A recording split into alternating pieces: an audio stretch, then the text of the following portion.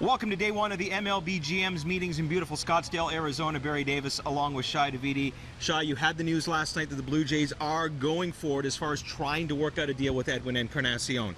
Now that their exclusive window to negotiate with him has come and gone, where do you see this going from here? What's the next step? Well, Barry, his camp would have already started talking to some other clubs. They're going to continue doing that over the course of today and perhaps in the days to come. But what's going to develop is a sense of where the market for Edwin Encarnacion is going and how the Blue Jays sit in relation to that. Are they competitive? Are they not? Certainly he does have a desire to remain with the Blue Jays. That's obviously a driving factor here. The Blue Jays would like to keep him. A quick resolution would be very helpful to the Blue Jays because they need to know one way or the other what they're doing and allow them to begin work on the other holes that they're facing. So we could see things move rather quickly, but again, this is a big key transaction for both sides, and Edwin Encarnacion is looking at what may be the last contract of career he's going to want to max out, and the Blue Jays obviously want to make sure that they leave themselves enough payroll room to address their other needs. So what would happen with the rest of the Blue Jays payroll? We saw what happened years ago with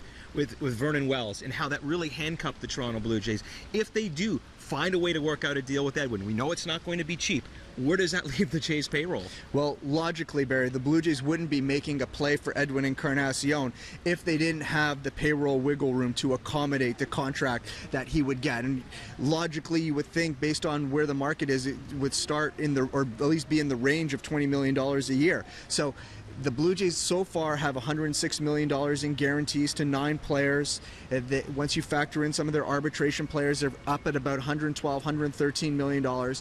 If you add in Edwin Encarnacion at 133, they'll push them to about 133 million. Then they still have to address the bullpen, address the outfield, address backup catcher. That's still a lot of needs, and then you have to factor in your 0 to 3 players. So clearly the Blue Jays must have gotten some sort of raise in payroll in order to accommodate a potential contract for Edwin Encarnacion. So if this goes through, where does this leave Jose Bautista? Well, again, the Blue Jays would have had to factor in a potential $17.2 million salary for Bautista by extending him a qualifying offer, because if he accepted that, the Blue Jays would be on the hook for that salary. So the Blue Jays planning, they must be able to accommodate both the contract for Edwin Encarnacion and $17.2 million for Jose Bautista. Well, every GM is here in town. Many of the agents are in town. We may not see a lot of wheeling and dealing here, but we certainly will see a lot of seeds planted for the upcoming winter meetings.